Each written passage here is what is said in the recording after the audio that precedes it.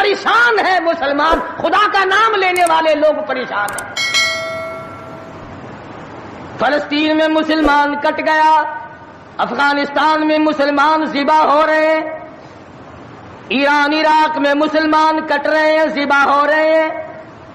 سری لنکا جیسا ملک بودھ مذہب رہنے والے لوگ جو کیڑی کو مارنا بھی برا جانتے ہیں مگر مسلمان کو کاٹ رہے ہیں۔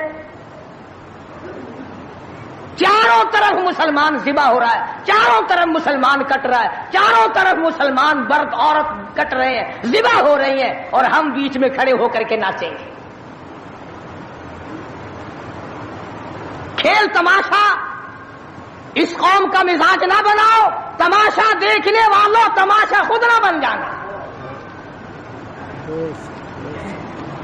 امام الانبیاء محبوب کبریا حضرت محمد مصطفیٰ صلی اللہ تعالی علیہ وسلم نے ارشاد فرمایا، او لوگو، جب کوئی قوم کھیل تماشے میں پھنس جاتی ہے، جب کوئی قوم گانا بجانا اپنی زندگی کا محور بنا لیتی ہے، پھر اس قوم کو زمین پہ بسنے کا حق نہیں رہتا، وہ قوم زمین میں دس جانی چاہیے۔ ایک مر رہا ہے اور ایک رنگریلیاں بنا رہا ہے۔ راولپنڈی کے شہری لوگ تنگ، 26 فٹ پانی شہر کی گلیوں سے گزر گئے، کیمپوں میں لوگ پڑے ہیں، تنگ ہیں، مکانات بے شمار منہدم ہو گئے، اور ہم 2 جھنڈی مجھے بھی دینا بھائی، میں نے بھی اپنے سر پہ لگانی ہے، جھنڈی تو لگانی ہے، کبھی بارڈر پہ جا کے تو للکار کسی کو۔ ادھر ایٹم بم بن رہے ہیں، ادھر مسلمانوں کے گلوں پہ چھرے چل رہے ہیں، ہم رنگ برنگی جھنڈیوں کے پیچھے پھر رہے ہیں۔ سال میں 4 موقع بنا دیے قوم کو کھلانے کے، تماشا دکھانے کے، کہ تم اسی دھندے میں لگے رہو۔ 10 محرم کا جلوس نکالا کرو، 12 ربیع الاول کا جلوس نکالا کرو، 23 مارچ کا جلوس نکالا کرو، 14 اگست کا جلوس نکالا کرو، سال میں تمہارے لیے 4 دن انتخاب کر دیے تاکہ تم اسی دھندے میں لگے رہو۔ خداوند عالم اتنی بڑی طاقت کا مالک ہے کہ اگر وہ ناراض ہو گیا تو پھر اجتماعی عذاب آئے گا، قومی عذاب نہ آ جائے۔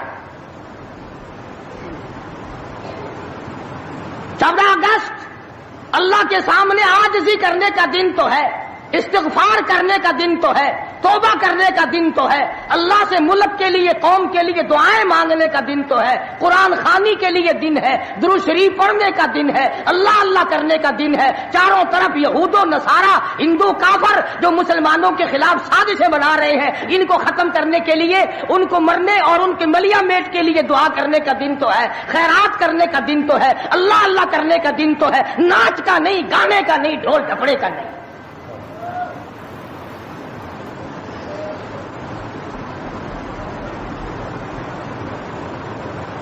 ترقی اس کا نام نہیں کہ فلاں جگہ اونٹوں کی دوڑ ہو گئی، فلاں جگہ گھوڑوں کی دوڑ ہو گئی، فلاں جگہ لوگوں کی دوڑ ہو گئی، فلاں جگہ چھوکروں کی دوڑ ہو گئی۔ ترقی کے اور بڑے راستے کچھ کر کے دکھاؤ۔ اللہ پاک جل شانہ نے اعلان کر دیا، لوگوں قال ساربکم ان یہلک عدوکم وَيَسْتَخْلِفَكُمْ فِي الْأَرْضِ فَيَنْظُرَ كَيْفَ تَعْمَلُونَ۔ اللہ پاک فرماتے ہیں تم یوں نہ سمجھا کرو کہ تم تخت پہ بیٹھ گئے تو مجھ سے چھپ گئے۔ شہنشاہ، ملک کے مالکوں، تخت و تاج کے مالکوں، یہ نہ سوچا کرو کہ یہاں بیٹھ کر اب خدا کی نظر ہم پہ نہیں پڑتی۔ فرمایا میری وہ ذات ہے لمن الملک اليوم، میں وہ ہوں، پوچھوں گا کون ہے آج کے دن دم مارنے والا۔ الیوم تجزا کل نفس بما کسبت، کسی پر ظلم نہیں کیا جائے گا، کوئی بول نہیں سکے گا، جواب نہیں دے سکے گا، کیوں؟ دربار الہی ہوگا۔ کہتا وہ ایسی روب کی جا ہے کہ دربار الہی میں ہزاروں سر بلندوں کا عزیزوں سر جھکا ہوگا۔ بڑوں بڑوں کے سر جھک جاتے ہیں، اپنی مرضی سے نہ جھکے تو خدا جھکا دیتا ہے۔ فرمایا یہ تمام کا تمام نظام میری طرف سے چلتا ہے، تم عارضی ہو، تم جیسے پہلے کئی آئے اور کئی چلے گئے، تم بھی نہیں رہو گے۔ اللہ پاک نے فرمایا باقی رہے گی میری ذات۔ اس لیے ہوش کر کے ہر آدمی کو قدم اٹھانا چاہیے، تاجر کو بھی، پیر کو بھی، مولوی کو بھی، افسر کو بھی، تمام لوگوں کو ہوش کر کے قدم اٹھانا چاہیے۔ کوئی ایسی صورت نہ ہو جس سے خواہ ہم عذاب میں گرفتار ہو جائیں۔ حضرات صحابہ کرام رضوان اللہ تعالی علیہ مجمعین انہی چیزوں سے ڈرا کرتے تھے۔ خود مدنی کریم صلی اللہ تعالی علیہ وسلم کا یہ حال ہے، راستے میں پڑی ہوئی ایک کھجور آپ نے اٹھا کر منہ میں ڈال لی۔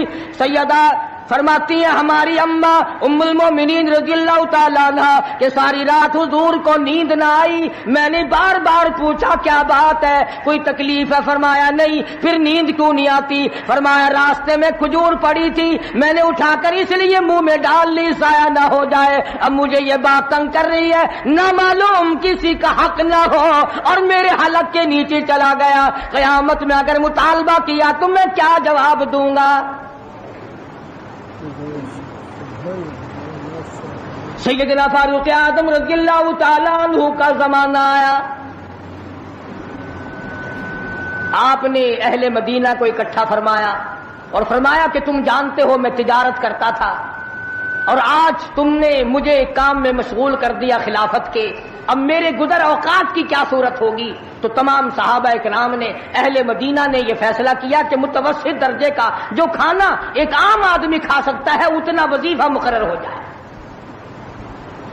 چنانچہ فاروق اعظم رضی اللہ تعالیٰ عنہ کا وظیفہ مقرر ہو گیا۔ امیر المومنین خلیفۃ المسلمین 22 لاکھ مربع میل کا حکمراں، کابل سے لے کر طرابلس تک کا حکمراں، فاروق اعظم جس کو خدا کے نبی نے اللہ میاں سے مانگ کے لیا، ایک دن جمعے کے اندر خطبہ ارشاد فرما رہے ہیں، خطبہ دے رہے ہیں، صحابہ کہتے ہیں ہم نے امیر المومنین فاروق اعظم کو تہمت کو دیکھا، منجلے اور لنگی کو دیکھا، ایک لنگی میں ایک چادر میں 12 پیوند لگے ہوئے تھے، 12 پیوند، 22 لاکھ مربع میل کا حکمراں، اس کے تہمند میں 12 پیوند ہے، ایک پیوند چمڑے کا بھی ہے۔ آج تو پیوند لگانا ہمارے یہاں عیب ہی ہو گیا، کون اس بات کا خیال کرتا ہے؟ ایک اور جمعے میں دیر سے تشریف لائے فاروق اعظم رضی اللہ تعالیٰ عنہ، لوگوں نے عرض کیا کہ آپ نے دیر کی، فرمایا یہ کپڑے جو تمہارے سامنے پہن کر آیا ہوں میرے پاس یہی کپڑے ہیں، یہ دھوئے تھے، خشک نہ ہوئے تھے، اس لیے آدھے گیلے آدھے سوکھی پہن کر آ گیا ہوں، دیر اس لیے ہو گئی، میں بادشاہ ہوں، میں امیر المومنین ہوں، میں خلیفہ ہوں، میں مدنی کریم صلی اللہ علیہ وسلم کا جانشین ہوں، تمہارا امیر اور امام ہوں، لیکن غریب اتنا ہوں کہ یہی کپڑے ہیں میرے پاس جو تمہارے سامنے پہنے کر آ۔ ادھر ہمارا حال دیکھ لو کیا بنا ہوا ہے، جس ملک کا چوڑا بھی بے ایمان ہو وہ ملک ترقی کیسے کرے گا؟ صفائی کرنے والا بنگی 4 دن تک چکر نہیں لگاتا، پوچھے کون؟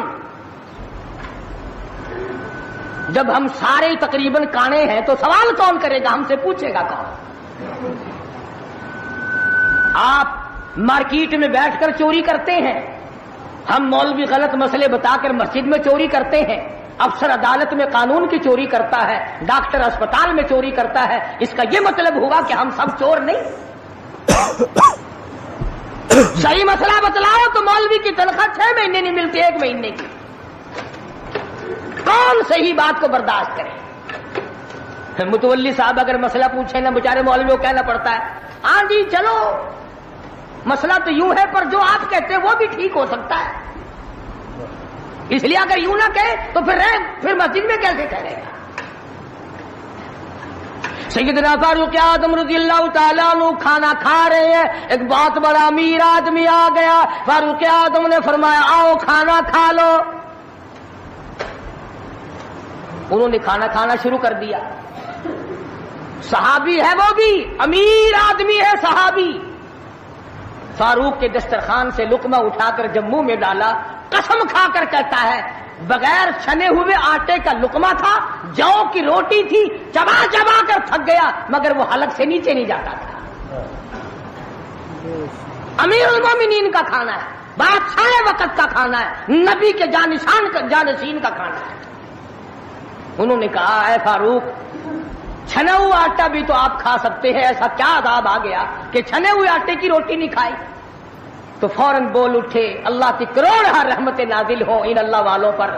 فرمایا بھائی، کیا ہر مسلمان جو بھی لا الہ الا اللہ محمد الرسول اللہ پڑھنے والا ہے، ہر مسلمان کو چھنے ہوئے آٹے کی روٹی مل سکتی ہے؟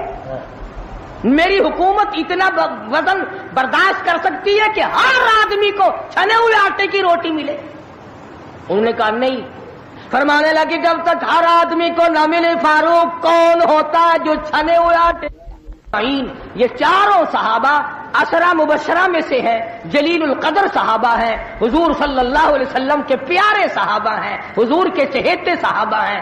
آپس میں چاروں بیٹھ کے بات کرنے لگے، یارو کمال ہو گیا، ہمارا امیر ہو، ہمارا بادشاہ ہو، ہمارا خلیفہ ہو اور اتنا تنگ، اتنی تنگ دستی میں زندگی کٹ رہی ہو. تو وہ کہنے لگے کہ پھر کیا ترکیب ہو؟ ان سے کہا جائے کہ کچھ وظیفہ بڑھا لو، کچھ اپنا خرچہ بیت المال سے بڑھا لو. کسی کی جرت نہ ہوئی. ایک صحابی نے مشورہ دیا کہ یوں کرو، سیدہ حفصہ رضی اللہ تعالی عنہا فاروق اعظم کی بیٹی ہیں اور محمد عربی سب کہہ دو صلی اللہ علیہ وسلم کی گھر والی ہے، ان سے جا کر درخواست کرو، بیٹی اپنے ابا سے کہے گی شاید بات بن جائے. یعنی فائدہ بھی فاروق کا ہو، مطلب کی بات بھی فاروق اعظم کی ہو، مگر کہنے کو کوئی تیار نہیں. اتنا ڈر ہے کہ یہ اپنے مطلب کی بھی نہیں سنے گا. آج کل تو ہمیں بنا کے لانے پڑتے ہیں کہ پہلے ہمیں کوئی مولانا کہنے والا ملے، فلاں صاحب کہنے والا ملے، شاہ صاحب کہنے والا ملے، 7 چمچے لے جانے پڑتے ہیں. فاروق اعظم رضی اللہ تعالیٰ عنہ اپنی لگتے جگر سیدہ حفصہ رضی اللہ تعالیٰ عنہ سے ملاقات کے لیے گئے. حضرت حفصہ رضی اللہ تعالیٰ عنہ نے عرض کر دیا ابا جان یہ کیا حالت بنا رکھی ہے، یا یہ کیا پریشانی کی حالت ہے، یہ کیا تنگی کی حالت ہے؟ آپ کچھ وظیفہ بڑھا لیں، آپ کچھ اپنا خرچہ بڑھا لیں، اس لیے کہ مسلمان لوگ اس حالت کو دیکھنے کے لیے تیار نہیں. اب تو کہہ دینا چاہیے تھا کہ بھی جو کچھ وہ بڑھانا چاہیں بڑھا دیں، تنگ تو میں واقعی ہوں. فرمایا اے حفصہ تو ان لوگوں کے نام بتا جو تیرے پاس فرمائش کرنے آئے تھے. اور فرمایا سب سے پہلے او حفصہ او میری لگتے جگر، اے میری بیٹی تیرے سامنے زندگی گزری ہے محمد عربی صلی اللہ تعالی علیہ وسلم کی، تو حضور اکرم صلی اللہ علیہ وسلم کا کھانا بتا.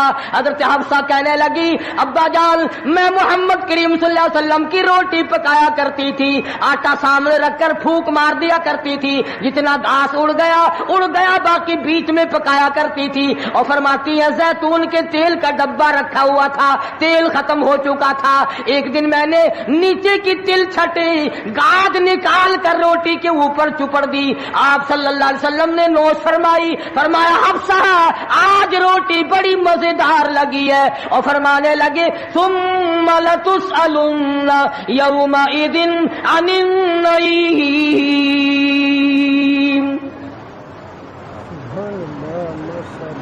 فاروق اعظم رضی اللہ تعالیٰ عنہ فرمانے لگے اے حفصہ میرے تیرے نبی نے، میرے تیرے محبوب نے دنیا میں یہ کھانا کھایا ہو اور میں ان سے الگ کھانا تلاش کروں، میری ان کی ملاقات کیسے ہوگی؟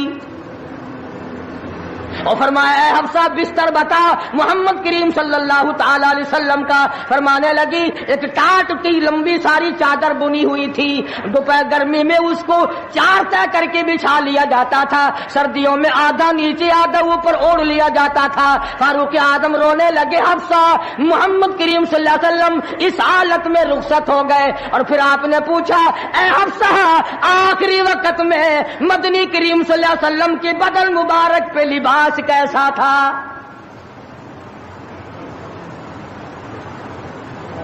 وہاں لباس کی حالت، کھانے کی حالت یہ ہے، یہاں بنگلوں کی گنتی نہیں، کوٹھیوں کی گنتی نہیں.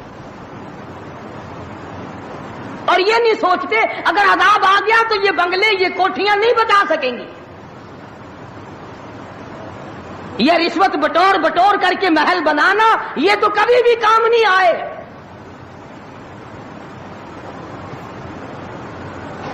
لوگوں کے ذہن کو گندا کرنے کے لیے طریقہ کار بنا رکھے. خدا کی بات پرس سے کون پیچھے رہ سکتا ہے؟ جب وہ پکڑتا ہے پھر توبہ کی مہلت نہیں دیتا. فرعون کے سر میں 400 سال تک درد کبھی نہیں ہوا، نزلہ کبھی نہیں ہوا. فرمایا حتی اذا ادرکہ الغرق، جب آیا نا دریا کے بیچ میں تو لگا ایک غوطہ اور یوں اوپر کو آیا، بڑا بزدل تھا، کہنے لگا آمنت انہ لا الہ الا الذی آمنت بہ بنو اسرائیل وانا من المسلمین. میں رب العالمین کو مانتا ہوں، میں بنی اسرائیل کے رب کو مانتا ہوں. آواز آئی جبریل اس کے منہ میں گاڑا ٹھونس دے. یہ اب مجھے ماننے لگا ہے جب میں نے پکڑ لیا. میری پکڑ کے وقت ماننا، یہ تو کہ ماننا نہ ہوا. کوٹے میں کتنا بڑا عذاب آیا، سینکڑوں آدمی مر گئے، کتنے لاپتہ ہو گئے. چاروں طرف خلقت خدا کی پریشان ہے. بس ایک ہی آواز آ رہی ہے، تیاری کرو، مکان چمکاؤ، دکان چمکاؤ، بازار چمکاؤ، دندا بے شک نہ ہو پر چمکائے رکھو. تو جیسے عورتوں میں بیماری نہیں پھیل جاتی، 80 سال کی بڑھیا سرخی لگا کے چل دیتی ہے. چمک، کارنامے کی چمک پیدا کرو، اعمال کی چمک پیدا کرو، ایمان کی چمک پیدا کرو. محمد کریم صلی اللہ علیہ وسلم کے نظام کو چلا کر وہ چمک پہ دھمک پیدا کرو، وہ ترقی پیدا کرو کہ دنیا کی قوم کو پتا چل جائے کہ یہ اللہ اور اس کے رسول کے ماننے والے بن گئے. اب ان سے خطرہ کھاؤ.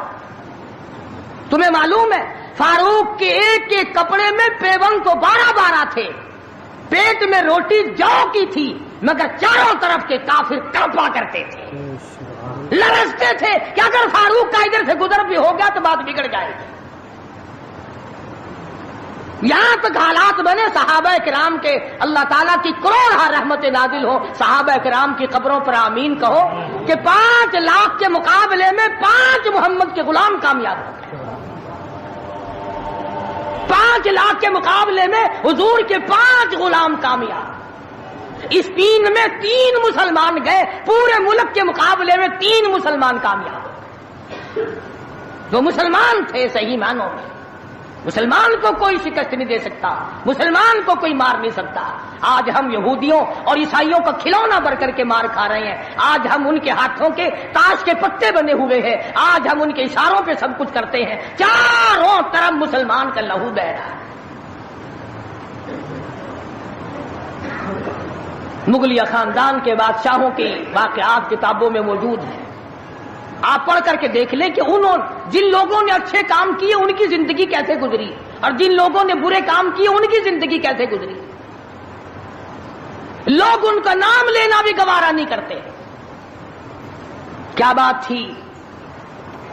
سلطان عالمگیر رحمت اللہ علیہ جہاں بادشاہ وقت تھا، جہاں پورے ہندوستان کا مالک تھا، وہاں مدنی کریم صلی اللہ علیہ وسلم کی 5000 حدیث تو زبانی یاد تھی. بادشاہ کو 5000 حدیث زبانی یاد تھی.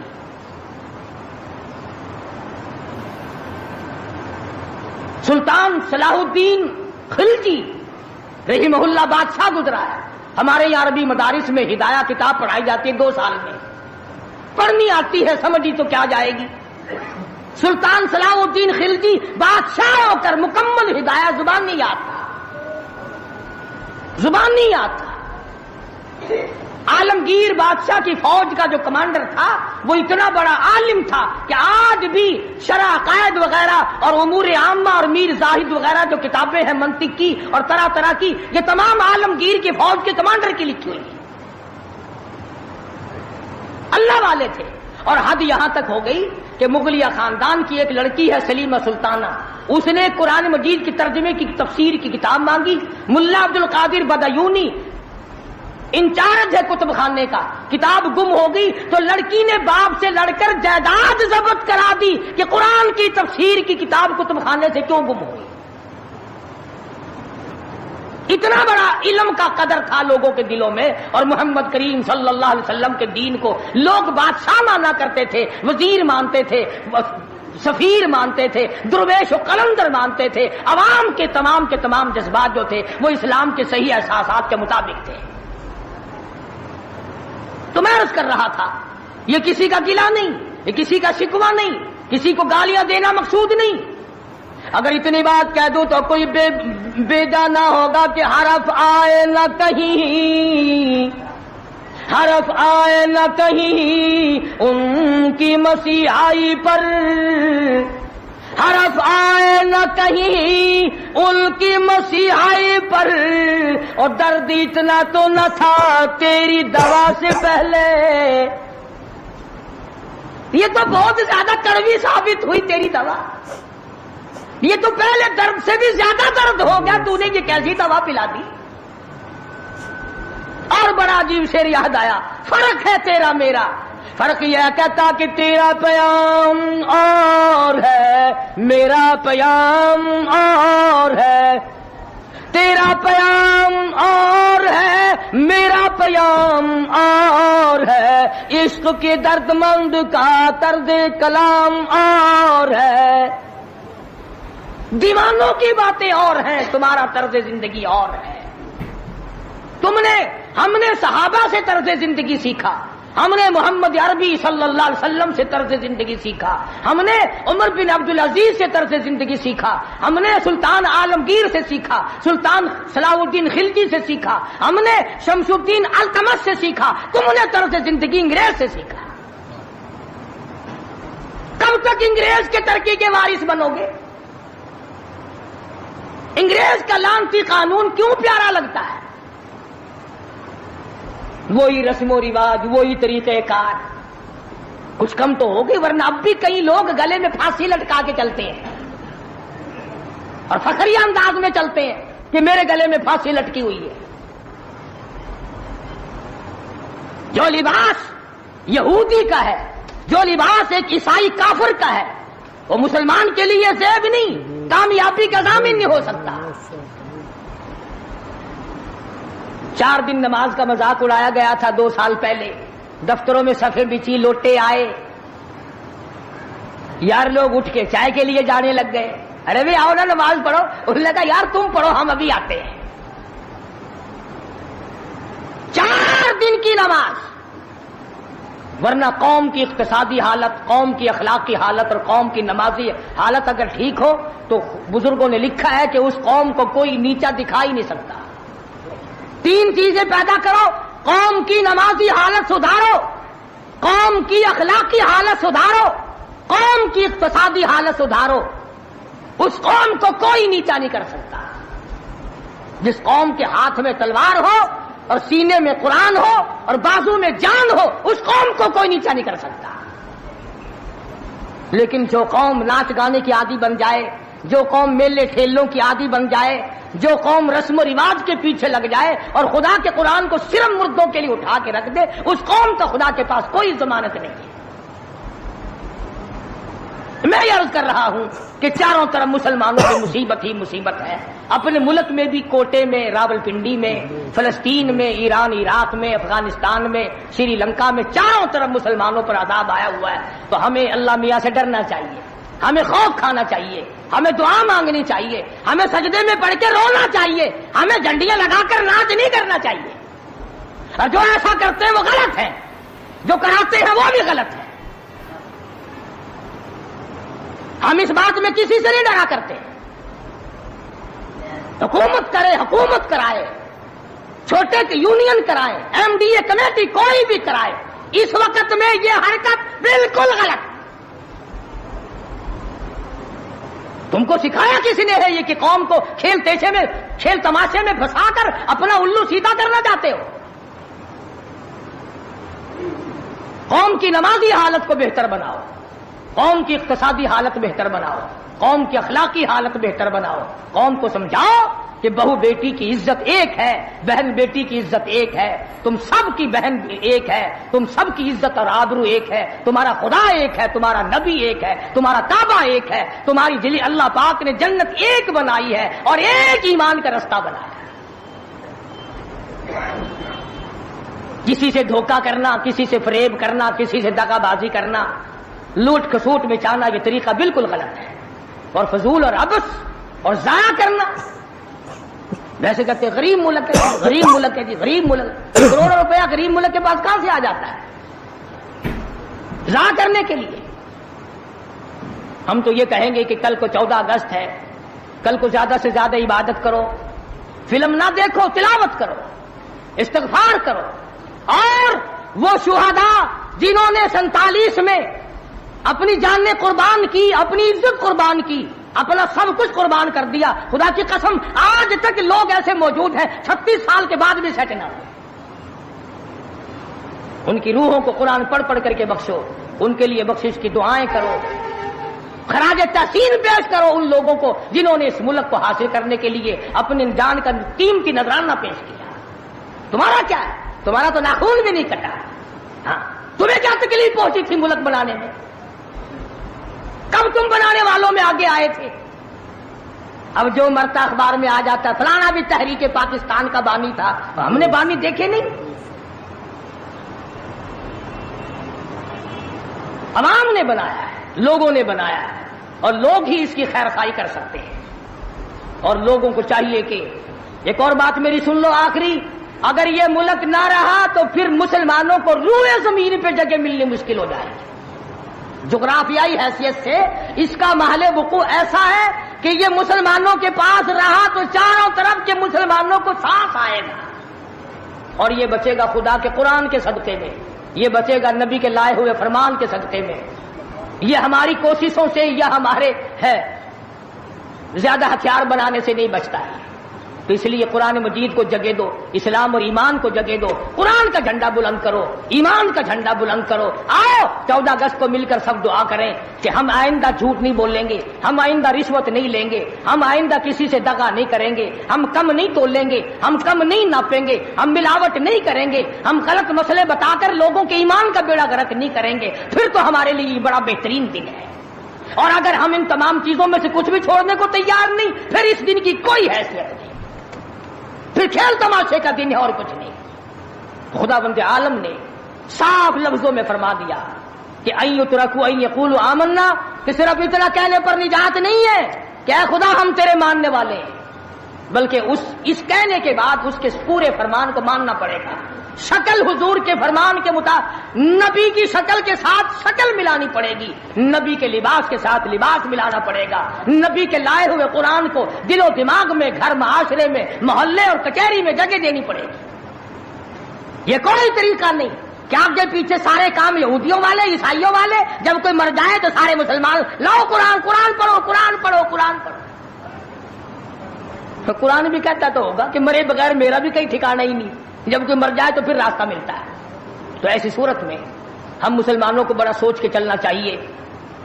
مسلمانوں اپنی تاریخ پڑھا کرو، احمد شاہ ابدالی کی تاریخ پڑھو، شہدائے بالاکوٹ کی تاریخ پڑھو، مغلیہ خاندان کے بہادروں کی تاریخ پڑھو کہ وہ کیسے لوگ تھے، عمر بن عبدالعزیز کی تاریخ پڑھو، سیدنا خالد بن ولید کی تاریخ پڑھو، سیدنا امام حسین رضی اللہ تعالیٰ عنہ کی تاریخ پڑھو، حضرت علی رضی اللہ تعالیٰ عنہ کی تاریخ پڑھو۔ ہمارے جو اسلاف تھے وہ بہت کچھ تھے، اور خدا کی قسم دنیا نے ان کو مانا ہے۔ تم بھی مان جاؤ کامیاب ہو جاؤ گے۔ پوری دنیا نے ان کو، جنہوں نے ان کی اقتدا نہیں کی انہوں نے بھی مانا کہ صحیح یہ تھے، ہم غلطی پہ تھے۔ تو اگر ہم مان لیں گے تو الحمدللہ ہم کو بھی اللہ پاک کامیاب فرما دیں گے۔ تو میں نے یہ کچھ بغیر تیاری کے عرض کر دیا۔ جن لوگوں کو زیادہ شوق ہو 14 اگست کی کیسٹ سننے کا، پچھلے سال میں نے بہت کچھ بیان کر دیا تھا، یہاں بچوں کے پاس باہر 14 اگست کی کیسٹ بھی میں نے بھی پوچھا تھا۔ جس کو زیادہ شوق ہو 14 اگست کی کیسٹ سننے کا وہ یہاں باہر سے لیتا جائے اور سوچ لے اور سمجھ لے اور یاد کر لے کہ پاکستان کیسے بنا، کن لوگوں نے بنایا، کون لوگ تھے بنانے والے۔ پاکستان بنانے والے یہ نہیں جن کے سروں پہ ٹوپ رکھے ہوئے ہیں یہ کہاں سے بنانے والے؟ یہ جو آکڑے ہوئے پجامے پہننے پھرتے ہیں انہوں نے کب بنایا؟ ہم تمام کے تمام لوگ جب اللہ پاک کی حضور میں دعا کریں گے اللہ پاک مسلمان کی سنتا ہے. جو 14 اگست کی شوق والے کیسٹ والے لوگ لے جائیں اور آخری جمعے کی الوداعی موت کا منظر جو کیسٹ ہے وہ بیوی بچوں کو اور گھروں میں اور رشتہ داروں اور عزیز و اقربا کو بڑی بہترین ہے. اللہ پاک ہدایت کے اسباب پیدا کر دے. اگر تیری کوشش سے ایک بیٹی کو نماز کی توفیق ہو گئی خدا کی قسم کروڑوں روپیہ مل جائے تو اتنا کامیاب نہیں ہوتا. کیا جل گیا؟ اللہ تبارک و تعالی ہم سب کا حامی و ناصر ہو اور ساری مسلمان قوم کا پوری دنیا میں نگہبان اور محافظ بن جائے. وآخر دعوان الحمدللہ رب العالمین. اللهم صل وسلم وبارك على سيدنا مولانا محمد النبي الأمي الهاشمي وعلى آله وأصحابه برة الكرام. پروردگار عالم پاکستان کو صحیح معنوں میں پاکستان بنا. الہ العالمین اس ملک کو استحکام نصیب فرما. یا اللہ پاکستان کو پائیدار اور مضبوط بنا. یا اللہ اس ملک میں خدائی نظام جاری فرما. یا اللہ قرآن مجید کا نظام جاری فرما. محمد کریم صلی اللہ علیہ وسلم کا لایا ہوا نظام جاری ساری فرما. یا اللہ انگریز کے کالے قانون کو مٹا, کفریہ نظام کو مٹا. یا اللہ جو اس راہ میں رکاوٹ بنتے ہیں, قرآن نہیں آنے دیتے, انگریز کے قانون کو چلایا چاہتے ہیں, ان کو ہدایت عطا فرما. ان کے مقدر میں اگر ہدایت نہیں تو ایسے لوگوں سے پاکستان کی زمین کو پاک فرما دے. الہ العالمین پاکستان کو چوروں سے بچا, رشوت خاروں سے بچا. یا اللہ جو پاکستان کو تباہ کرنا چاہتے ہیں تو ان کو برباد کر دے. یا اللہ پوری دنیا کے مسلمانوں کی غیب سے نصرت فرما. یا اللہ فلسطین کے مسلمانوں کی غیب سے اعانت فرما. یا اللہ وہ مظلوم مسلمان ہر طرف سے گھرے ہوئے پریشان ہے, خداوندہ رحم فرما, ان سب پہ کرم فرما. افغانستان کے مجاہدین کو کامیاب فرما. یا اللہ یہ ایران عراق جھگڑا مسلمانوں کا آپس میں خامخواہ اٹھا ہوا, ان کو ہدایت عطا فرما, ان کو سمجھ عطا فرما. یا اللہ پوری دنیا کے مسلمانوں کی جان مال عزت آبرو اور ایمان کی حفاظت فرما. یا اللہ سب بیماروں کو شفا عطا فرما. کئیوں نے کہا جو بستیوں میں قریب قریب بیمار ہیں, یا اللہ سب کو شفا عطا فرما. دور کے نزدیک کے جتنے بھی ہیں, ایک ساتھی نے بتایا کہ 10 مہینے کی بچی 2 مہینے سے بیمار ہے, اللہ پاک اپنے خزانے سے صحت عطا فرمائے, سب کے دکھ دردوں کو دور فرما. یا اللہ ناچ گانے سے بچا, رسم و رواج سے بچا, رقص و سرود کی محفلوں سے بچا, میلوں ٹھیلوں سے بچا. یا اللہ ہمیں قرآن اور درود شریف کی توفیق عطا فرما, کلمے اور استغفار کی توفیق عطا فرما. یا اللہ ہمیں عیسائیوں اور یہودیوں کے نظام سے بچا, ہمیں محمدی نظام عطا فرما. یا اللہ مرتے وقت کلمے اور ایمان کی دولت عطا فرما. یا اللہ کوٹے اور پنڈی میں جو ہمارے بھائی پریشان, ان کی پریشانیوں کو دور فرما, ان کی تکلیفوں کو دور فرما. یا اللہ رحم کا معاملہ فرما, کرم اور فضل کا معاملہ فرما. الہ العالمین تمام مسلمانوں کی کاروباری حالت کو اچھا کر دے. یا اللہ سب کے روزی رزق میں برکت عطا فرما, وسعت عطا فرما. یا مدینہ منورہ میں کیا حال بنا ہوگا, سارے عرب میں, مسلمانوں میں, دینداروں میں, صحابہ کرام میں خبر پھیل گئی. کالی کملی والے نے اس دنیا کو جواب دے دیا اور یہ ثابت کر دیا آدم صفی اللہ نہ رہے, موسیٰ کلیم اللہ نہ رہے, اور ہم کیا رہیں گے جب رسول خدا نہ رہے. جب دنیا انہوں نے چھوڑ دی تو کون ہے جو یہاں بیٹھا رہے گا.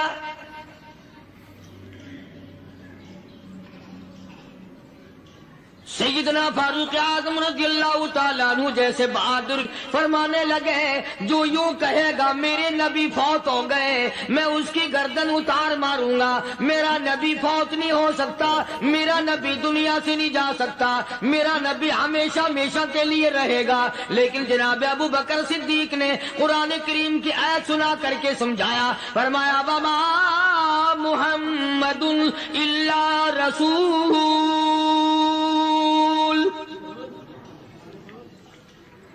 قد خلت من قبلہ الرسل. اور لوگوں ہر ہر نبی آئے رخصت ہو گئے، ہر نبی آئے رخصت ہو گئے، دنیا نہ پائیدار جگہ ہے، عارضی زندگی، مستعار زندگی، نہ پائیدار زندگی، فانی زندگی ہر کوئی لے کے آتا ہے، جب جانے لگتا ہے تو پتہ بھی نہیں چلتا۔ اس لیے مجذوب کہتا کہ سونے چاندی کی چمک بس دیکھنے کی بات ہے، سونے چاندی کی چمک بس دیکھنے کی بات ہے، اور 4 دن کی چاندنی پھر اندھیری رات ہے، قبر میں ہمیشہ اندھیرا رہے گا۔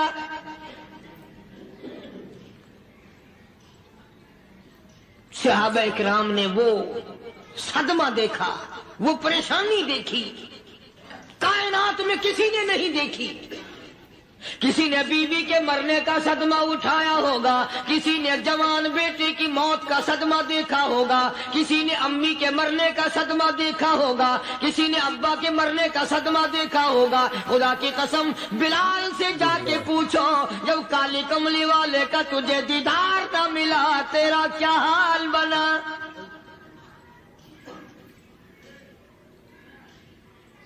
صحابہ اکرام نے وہ عشق نبھایا، کمال کر دیا۔ بڑے سے بڑی مصیبت آئی، اسلام کا سودا نہیں، ایمان کا سودا نہیں، دنیا کی طرف آئے ہی نہیں۔ کون ان حضرات کا مقابلہ کرے گا؟ کئی لوگ کہہ دیتے ہیں جی صحابہ انسان تھے، ان سے بھی غلطی ہو، میں ٹھیک ہے، میں کہتا ہوں تھے تو انسان، پر یہ دیکھو شاگرد کس کے ہیں۔ صحابہ ہیں تو انسان، پر یہ اندازہ لگاؤ مرید کس کے ہیں۔ صحابہ ہیں تو انسان، پر یہ سوچو کہ یہ مقتدی کس کے ہیں۔ صحابہ ہیں تو انسان، پر یہ دیکھو صحابہ اگر سپاہی ہے تو کالی کملی والا کمانڈر ان چیف ہے۔ براہ راست محمد عربی صلی اللہ علیہ وسلم کے صحابہ شاگرد ہیں، صحابہ حضور کے مرید ہیں، صحابہ حضور کے مقتدی ہیں، صحابہ حضور کی فوج کے سپاہی ہیں۔ ایک ایک نے کمال کر دیا۔ جناب ابو بکر صدیق رضی اللہ تعالیٰ عنہ فرماتے ہیں میں اچانک محلے میں جا نکلا۔ ابو بکر کہتا میری یہ عادت تھی، شروع پہ جو اسلام آیا مکے میں، چودھری مارتے ہیں، رئیس مارتے ہیں، سردار مارتے ہیں، کمزوروں کو مارتے ہیں۔ جو کلمہ پڑھتا تھا پہاڑ ٹوٹ جاتے تھے، پیر پکڑ کر مکی کی گلیوں میں گھسیٹا جاتا تھا، چمڑا ادھڑ جاتا تھا۔ آج یہ بات کہنا بڑا آسان ہے، تبلیغی ساتھی سفر کرتے ہیں، تکلیف اٹھاتے ہیں، اگر جی جاؤ کافروں کو کلمہ سکھا کے آؤ، اور کلمہ تو تیرے پلے نہیں تو کافروں کو تو پھر پہنچائیں گے نا۔ 80 سال کی عمر ہے، کلمہ صحیح نہیں آتا، قبر بالکل سر پہ ہے، موت سر پہ ہے، قبر سامنے ہے، پھر بھی کلمہ نہیں آتا۔ اور میں تو کئی مرتبہ کہا کرتا ہوں کہ یہ بھی فکر کیا کرو کہ اس نبی کی ذات پر تم درود پاک پڑھتے ہو صلی اللہ علیہ وسلم، جس کی ذات پہ خود خدا درود بھیجتا ہے، فرشتے بھیجتے ہیں۔ ہزاروں بار مجھ کو عنبر سے منہ دھو کر کے اگر درود پڑھو تو ڈرنا چاہیے بے ادبی نہ ہو جائے، تو غلط درود پڑھتا ہے نبی کی ذات پہ۔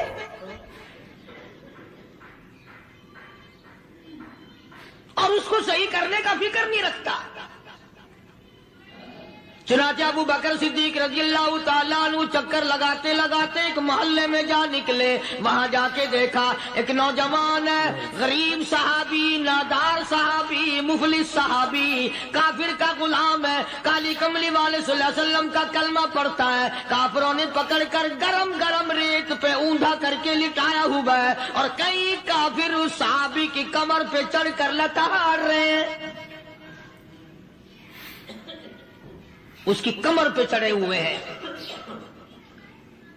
جناب ابو بکر صدیق رضی اللہ تعالیٰ عنہ فرماتے ہیں میں نے دور سے دیکھا، میں سمجھ گیا کوئی غریب آدمی ہے۔ جب میں قریب گیا فرماتے ہیں میری آنکھ نے دیکھا ابو فقیہ صاحب پہچان لیا، کئی آدمیوں کے لتاڑنے کی وجہ سے، کئی آدمیوں کی کمر پہ چڑھ جانے کی وجہ سے ابو بکر کہتا ہے اتنی لمبی ابو فقیہ کی زبان باہر نکل آئی،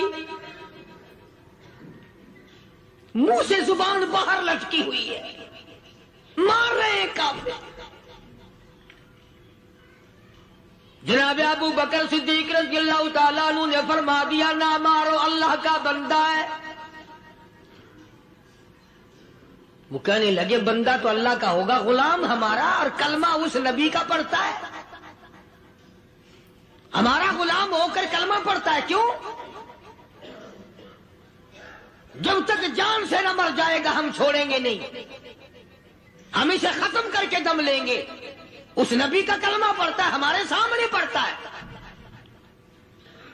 جناب ابو بکر صدیق رضی اللہ تعالیٰ عنہ نے منع کر دیا، منع کرنے میں اور زیادہ مچر گئے، اور زیادہ خرمستی کرنے لگے۔ ابو بکر فرماتے ہیں میں بالکل قریب کھڑا تھا، ظالموں نے ابو فقیہ کی پسلیوں پہ، کمر پہ چھلانگیں لگانی شروع کر دی۔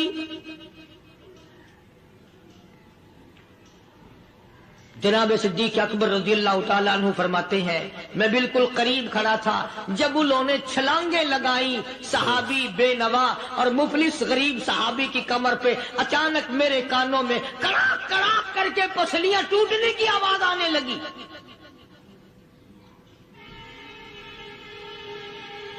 میرے سے برداشت نہ ہوا، میں برداشت نہ کر سکا۔ جناب ابو بکر رضی اللہ تعالیٰ عنہ فرماتے ہیں میں نے کہا ظالموں سودا کر لو، میں خرید لوں گا۔ انہوں نے جو منہ مانگے، دام مانگے، جناب ابو بکر صدیق رضی اللہ تعالیٰ عنہ نے وہ دام دے دیے، پیسے دے دیے۔ ہاں ہاں، غریب کی ہمدردی کی، مظلوم کی ہمدردی کی۔ آج ہمارے پاس جو پیسہ ہے وہ کنجری پہ خرچ ہو سکتا ہے، بدماشی پہ خرچ ہو سکتا ہے، ٹیپ ٹلو اور فیشن پہ خرچ ہو سکتا ہے، اللہ کے دین پہ خرچ کرنے کی ہمیں توفیق نہیں ہوتی۔ سارے سال کی کمائی کا حساب لگائیں کہ ہم نے کتنا اپنے بیوی بچوں پہ خرچ کیا، کتنا اللہ اور اس کے رسول اور اللہ کے قرآن پہ خرچ کیا، 100-2% بھی نہیں بنتا۔ جناب ابو بکر رضی اللہ تعالیٰ عنہ نے ابو فقیہ رضی اللہ تعالیٰ عنہ کو خرید لیا، کافروں کے نیچے سے نکال لیا، کپڑے جھاڑے، زخموں پہ مرہم پٹی کی۔ ابو بکر دوڑے دوڑے پانی کا پیالہ لے آئے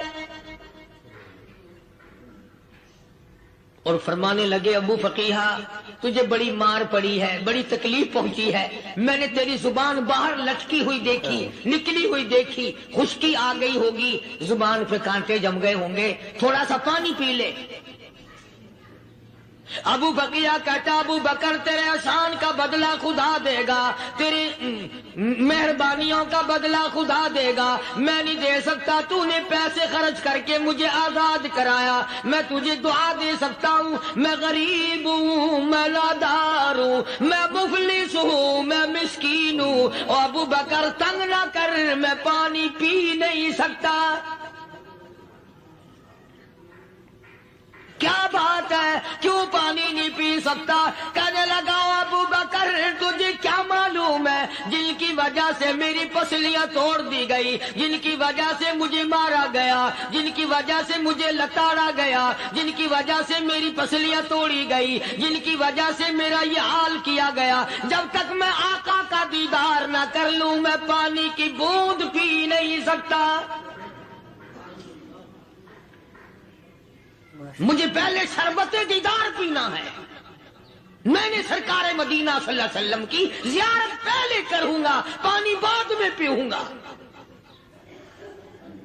او ابو فقیہ تجھے تو بڑی سخت مار پڑی ہے، تجھے تو بڑی تکلیف پہنچائی گئی ہے، میں تجھے حضور کے دربار میں لے کے چلوں گا، تو پانی تو پی لے۔ کہتا کوئی مجنوں بتاتا ہے، کوئی کہتا ہے دیوانہ، کوئی مجنوں بتاتا ہے، کوئی کہتا ہے دیوانہ، یہ تو مرض عشق احمد کا ہوا بیمار، میں بھی ہوں. اور ابو بکر تجھے کیا معلوم ہے مجھے عشق لگا ہوا ہے, مجھے سوز و گداز لگی ہوئی ہے, میں اپنے دل میں کسی کو بسائے بیٹھا ہوں, جب تک اس آقا کا دیدار نہ کر لوں مجھے چین نہیں آئے گا.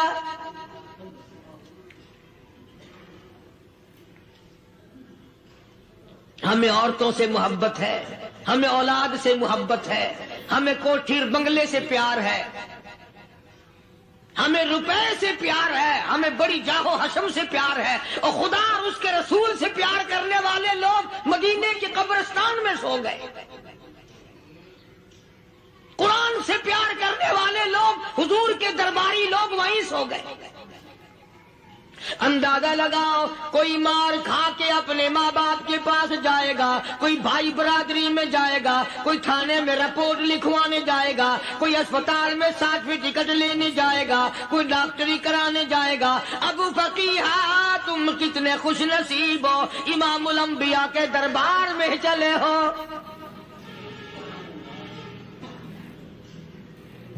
حضور اکرم سب کہہ دو صلی اللہ علیہ وسلم کے دربار میں ابو فقیہہ کو لایا جا رہا ہے. علماء نے لکھا ہے کہ جب ابو فقیہہ حضرت کے دربار میں پہنچے تو خبر تو پہلے تھی نا کہ بڑی مار پڑی ہے, رحمت کائنات نے اٹھ کر سینے سے لگا لیا. تشریف فرما ہوئے, فرمایا ابو فقیہہ جی حضور میں نے سنا ہے تو نے پانی نہیں پیا, اتنی مار پڑی تیری پسلیاں توڑ دی گئی, تیری کمر پہ چھلانگیں لگائی گئی, تجھے گرم گرم لیٹ پہ لٹایا گیا, تیری زبان باہر نکل آئی, اور میں نے سنا ہے تو نے پانی نہیں پیا. کہتا ہے آقا ہاں نہیں پیا. فرمایا کیوں نہیں پیا؟ کہتا ہے آقا میں اس وقت پانی پیتا میرے منہ میں صرف پانی جاتا, اب پیوں گا ہاتھ تیرا ہوگا منہ میرا ہوگا, پانی میرے منہ میں جائے گا, مجھے حوض کوثر کا مزہ یہی آ جائے گا, مجھے لطف آئے گا محمد عربی صلی اللہ علیہ وسلم کے ہاتھ سے پانی پینے کا. علماء نے لکھا ہے کہ حضرت نے جب اپنے رحمت والے ہاتھ سے وہ انگلی چاند کو اشارہ کیا, جگر پھنس کر ٹکڑے ہو گئے, وہ انگلی اشارہ کیا سورج واپس ہو گیا, وہ انگلی درخت اپنی جڑیں چھوڑ کر پیغمبر کے قدموں میں آ گئے, وہ انگلی جن میں کنکر پہاڑ کے لیے تو کلمہ پڑھنا شروع کر دیا, وہ انگلی اونٹ کی طرف کی تو بول پڑا, وہ انگلی چڑیاں سامنے آئی تو انہوں نے شکایت کر دی, وہ انگلی جن کو دیکھ کر کے بیت اللہ پھر گیا.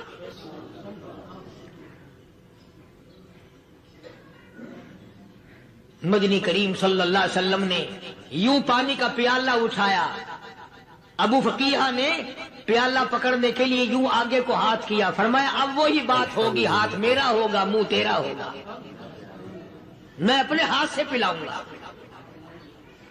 ابو فقیہہ کو پانی پلا دیا, اور پانی پلانے کے بعد پوچھا اب تیرا کیا حال ہے, اب حال کیا ہے؟ کہتا ہے آقا تیرے چہرے پہ فدا شمس و قمر, تیرے چہرے پہ فدا شمس و قمر, تیری زلفوں پہ تصدق شام و سحر, تیرے چہرے پہ فدا شمس و قمر, تیری زلفوں پہ تصدق شام و سحر, رخسار پہ ٹھہرے کس کی نظر, تیری باقی ادا کا کیا کہنا, اور کالی کملی والے تیری زیارت ہوئی سارے دکھ بھول گیا, میرے سارے غم ٹل گئے, میرے سارے دکھ دور ہو گئے, میری ساری پریشانی دور ہو گئی, اور میں تو اب مزے میں ہوں. جناب ابو بکر صدیق رضی اللہ تعالیٰ عنہ نے مال خرچ کیا, صحابہ کرام کی جانیں بچائیں. قیامت کا دن ہوگا, ساری کائنات کی پیشی ہوگی, اللہ پاک پوچھے گا تو دنیا میں کیا کرتا تھا؟ کوئی کہے گا میں کھیتی باڑی کرتا تھا, کوئی کہے گا میں دفتر میں نوکر تھا, کوئی کہے گا میری دکان تھی، کوئی کہے گا میں یہ کمائی کرتا تھا، کوئی کہے گا میں یہ کمائی کرتا تھا۔ آئے گی باری ابو بکر کی، اللہ پاک پوچھے گا دنیا سے کیا لایا؟ ابو بقیہ، حضرت بلال، حضرت نادیہ، حضرت زنیرہ اور کتنے صحابہ کرام کی جماعت کو پکڑ کر اللہ کے عدالت میں کھڑا کر کے ابو بکر کہے گا الہی صدیق کی کمائی تیرے سامنے موجود ہے۔ مبارک ہیں یہ لوگ کہ ان حضرات نے محض اللہ اور اس کے رسول کریم صلی اللہ علیہ وسلم کو راضی کرنے کے لیے اپنا سب کچھ قربان کر دیا۔ سننے کے لیے ہمارے چینل کو سبسکرائب کریں اور بیل آئیکن کو پریس کریں تاکہ ہر آنے والی ویڈیو سب سے پہلے آپ کے پاس پہنچے۔ دعاؤں میں یاد رکھیں اور اپنا خیال رکھیں۔